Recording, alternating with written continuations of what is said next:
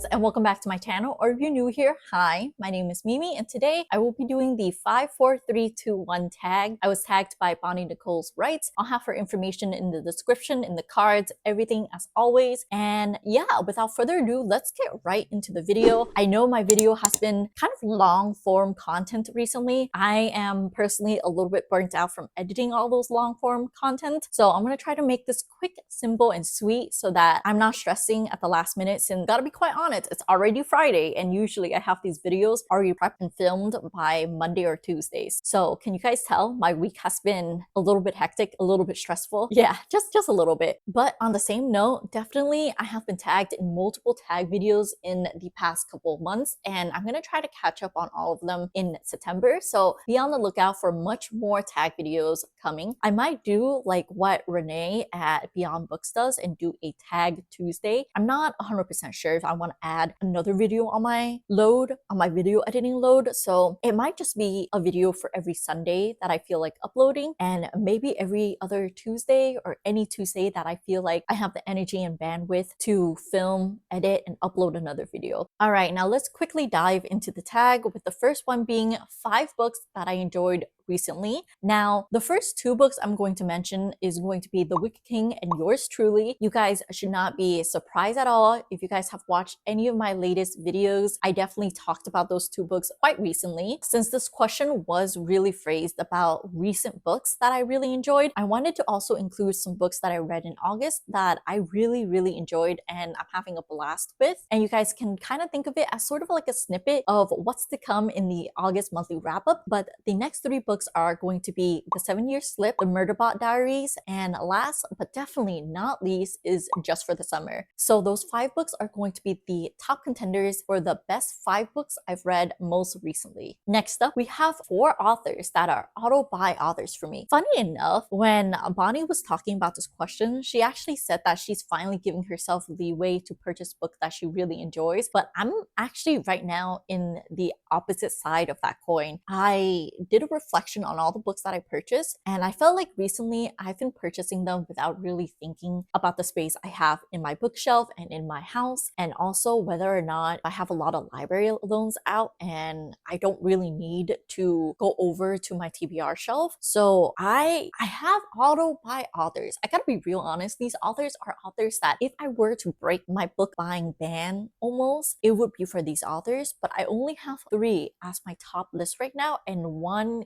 kind of maybe. So let me quickly go over the top auto buy authors for me, and it's going to be Ali Hazelwood. Nobody is surprised. She is probably my favorite author. I own almost every single book from her besides her novella and The Cursed Love on the Brain. Then we have Abby Jimenez, who has surprisingly become my probably favorite contemporary romance writer, which is surprising, I know. I would assume it'll be Ali Hazelwood, but I feel like Hazelwood is trying out different genres and different flavors of writing. So she's not 100% contemporary anymore, but dabbling into fantasy, dabbling into more erotica romance. So I think Abby Jimenez might be taking her spot. Now, the third author that is an auto buyer for me is going to be Emily Henry. I would say I wouldn't take her book much on the romance aspect. If I'm looking for a nice, hot, steamy romance or tension-filled romance, I don't think I would go for Emily Henry's book. I find that her romance is very specific. I don't know how to describe it. Her books are more than just romance. It's what I guess I'm trying to say. You go in there for the character depth, and you go in there for the characters themselves and their struggles and the interactions they have with one another, rather than just the romance purely. There are just some books where you go in and you want to see them get together. That's not necessarily what I feel with Emily's books. Honestly, I feel like with Emily Henry's books, sometimes I go in and I just want to get and see the resolution and the character growth, which is honestly, I think it's a different flavor of romance than what I normally read, but I really enjoy her books in that aspect as well. So those 3 are definitely the top contender for auto buys. And now we're gonna talk about the last slot, which is kind of still on the maybe fence.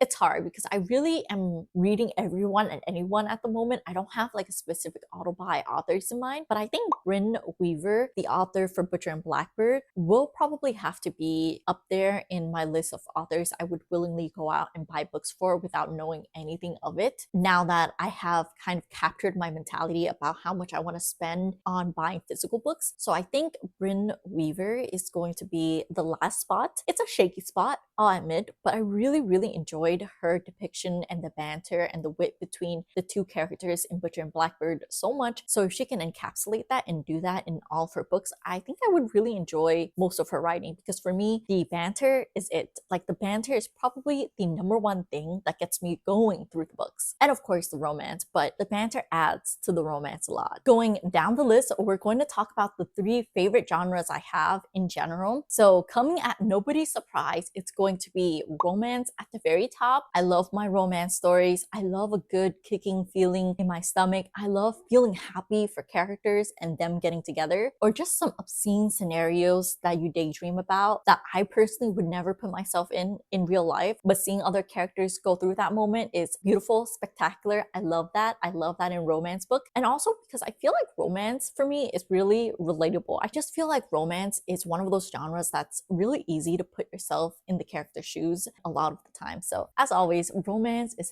high up there. And then coming in the next second place for my favorite genre would have to be historical. I love a good historical romance. I love things that are based, set back in time. I feel like the mannerism and the archaicness of the story just has a little bit of a different kick and a different feel to it, you know? So contemporary is nice. Contemporary is super relatable, but I love the kings and queens and the power struggle and the power dynamic. So maybe that's why I like my historical romance. And then last but not least is going to be biography and memoirs. So again, all of these are kind of, actually no, I can't say this for historical, but I also really enjoy biographies and memoirs because again, you get to see life in a different perspective, and in this case, a true perspective. And I really enjoy that. I really enjoy learning and reading about someone else's life and just seeing how different it is from my life and all of the different adventures and struggles that they actually go through. So I think it really boils down to that the fact that I like reading is the ability to kind of dabble into different lives and see different lives from different perspectives. And that's what probably makes reading the most fun for me, is to be in all these different shoes and experience all these different things, whether they're from a realism aspect of it or whether it's about romance or if it's about someone else's lives. So really enjoy that. Those are probably my top 3 picks for if I had to narrow down the genres that I read, I would definitely pick those 3. The next prompt is 2 places I enjoy to read the most. And honestly, it's really the only places I read at, and it is going to be my couch, where I get to lay there, especially when my hair is wet. I get to just lay on my couch. My dog hops on sometimes. She'll cuddle against me, beg for pets, and I would have to use my Kindle in one hand and pet her with the other hand. And then sometimes it's just nice to share a space with your dog, right?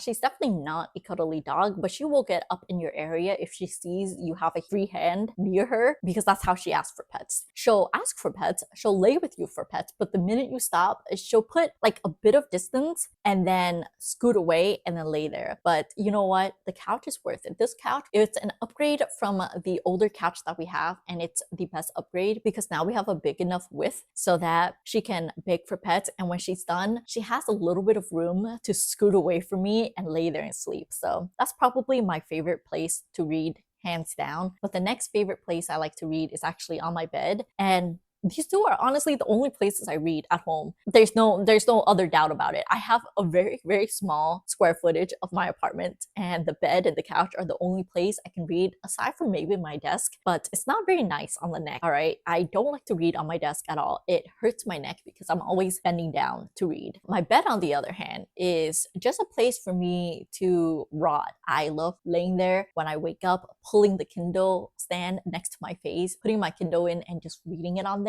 Or at nighttime when I'm finished with my skincare routine, I just lay there and I just click next and flip through the pages. Honestly, there's been a lot of times where I would just lay there and read and I don't realize how much time has passed. It's actually pretty bad, especially if I'm in a good spot of the book. I will just keep flipping the pages on my Kindle and not have a sense of time. Even similarly with regular books. Books are even worse because there's actually no printed time on it. So yeah, those are just my 2 favorite places to read. Last but not least is going to be one book I'm looking forward to reading, and it is, surprise, surprise, not going to be a romance book. It is actually Anxious People by Frederick Bachman. I have heard nothing but good things about Frederick Bachman, and I hear that he he writes very colorful characters, or I guess colorful might not be the correct term, but his characters are very fleshed out. They have personality, they have depth, they have history, they have like character growth. So in general, his characters are very well loved, even if they're not necessarily positive characters, I guess I want to say. So I really want to experience and see the characters that he writes. I want to see how he writes it. I want to experience it. I know that actually Frederick Bachman is